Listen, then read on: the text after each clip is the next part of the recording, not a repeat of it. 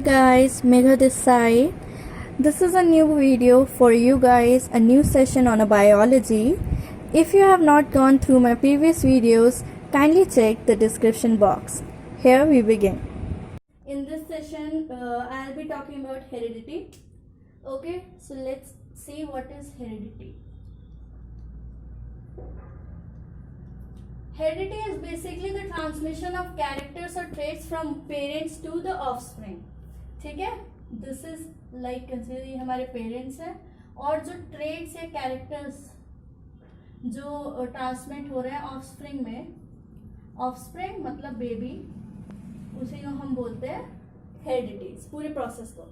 Traits हम यहाँ पर बेसिकली उन ट्रेट्स की बात कर रहे हैं जो विजिबल है हमें, ये जो हम देख सकते हैं, लाइक कैसे हेयर कलर कैसा है, हेयर टाइप कैसा है, आंखों का कलर कैसा है, नोज का शेप कैसा है, या हाइट कितनी है, हमारा कॉम्प्लेक्शन क्या है। तो बेसिकली ये होते हैं हमारे ट्रेट्स।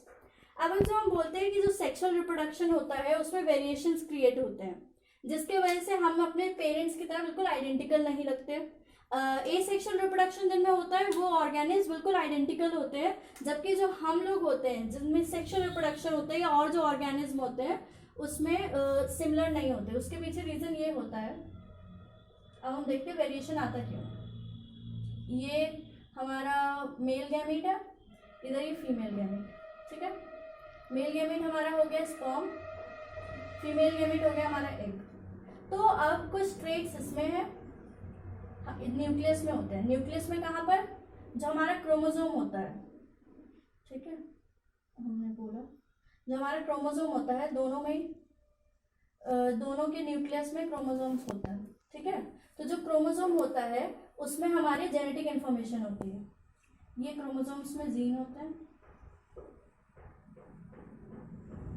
अगर हम जीन को करके देखें तो बेसिकली दीज आर लाइक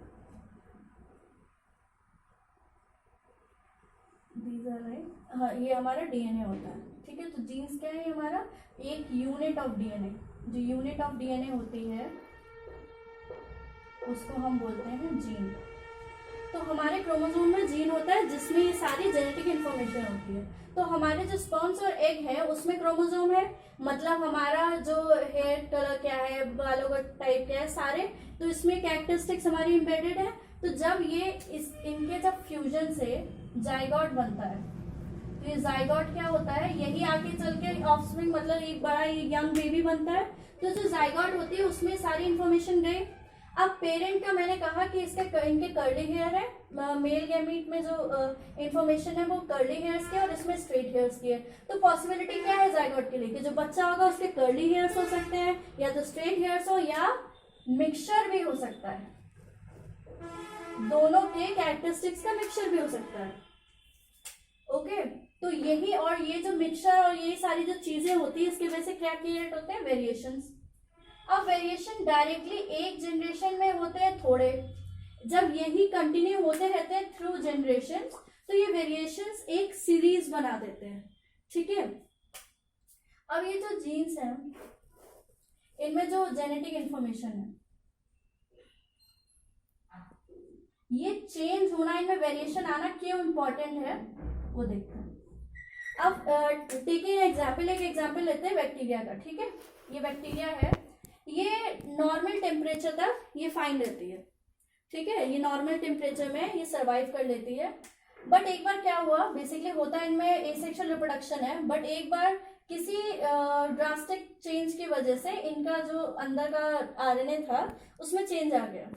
तो उसमें चेंज आने की वजह से क्या हो गया, अब ये हाई टेम्परेचर रेजिस्टेंस भी हो गया, रेजिस्टेंट हो गया, ठीक है। तो हाई टेम्परेचर से क्या हुआ, लेकिन और जो बैक्टीरियाज थी उनमें ऐसा नहीं हुआ। तो अब इससे जो आगे जनरेशन बनेगी, मतलब और जो बैक्टीरियाज बनेंगे वो सारे हाई रेजिस्टेंट होंगे हीट के, जबकि जो पहले वाला होगा ये हाई रेजिस्टेंट नहीं होगा। तो अब इससे प्रॉफिट क्या होता है वेरिएशन का, कि आगे जब फर्दर जब कभी ऐसी क्लाइमेटिक चेंज होगी तो ये जिंदा रहेगा, ये कंटिन्यू करेगा सर्वाइवल, और इसका सर्वाइवल यहीं पर ही एंड हो जाएगा। तो वेरिएशन को हम बोल सकते हैं कि variation during the period of change in environmental conditions is very important for any organism. Okay, तो जैसे मैंने आपको बताया क्रोमोसोम्स,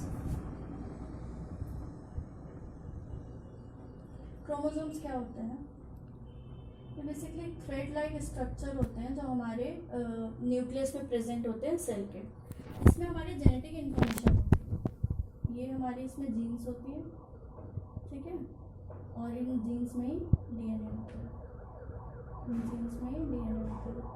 अब चीज़ ये जो इम्पोर्टेंट ये है कि ये दो ना स्ट्रैंड्स में होते हैं, इसलिए जो हम ट्रेट में आगे जब लिखेंगे तो हमें याद रखना कि बस मतलब डुप्लेट ही होंगे। क्यों? अगर यहाँ पर हाइट की इंफॉर्मेशन है तो यहाँ पर भी हाइट की ही इंफॉर्मेशन होगी। यहाँ पर अगर आइस की कलर की इंफॉर्मेशन तो यहाँ भी आइस की कलर की इंफॉर्मेशन होगी। बट डिफरेंस क्या हो सकता है कि यहाँ पर अगर मैंने बोला यहाँ पर अगर मैं कह रही हूँ कर्ली हेयर्स की है तो पॉसिबिलिटी है यहाँ पर स्ट्रेट हेयर्स की इंफॉर्मेशन हो। बट ये डिपेंड करेगा कि कौन सा डोमिनेट कर रहा है, ठीक है, जिसके बेसिस पे होगा। तो वो हम बोलते हैं ऐसे, सॉरी, डोमिनेंट,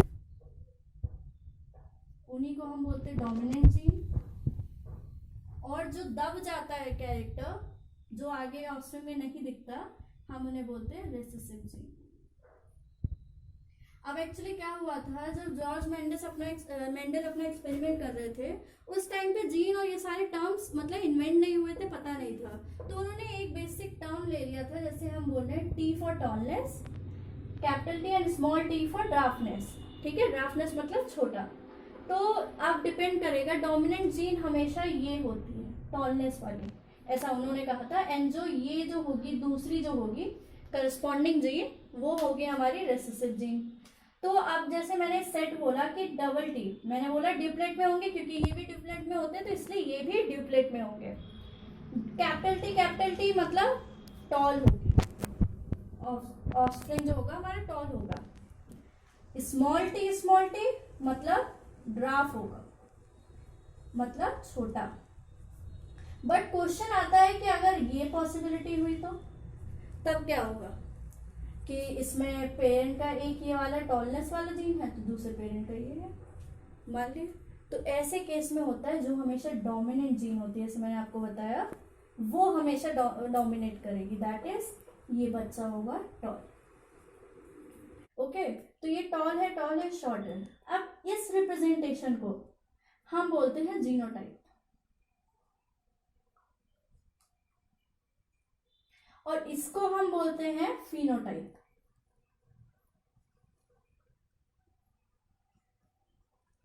ठीक, अब इसका मतलब क्या हुआ, सॉरी ये भी, तो ये जो है ये हमारा फिजिकल रिप्रेजेंटेशन है, जो हमें बाहर से कैरेक्टरिस्टिक्स दिख रही है तो हमने उन्हें बोल दिया फिनोटाइप। अब आप देख रहे हो कि टॉल तो ये दोनों है बट इनके जीन्स में डिफरेंस है, तो जो जेनेटिकली जो जीन का रिप्रेजेंटेशन होता है उसे हम बोलते हैं जीनोटाइप।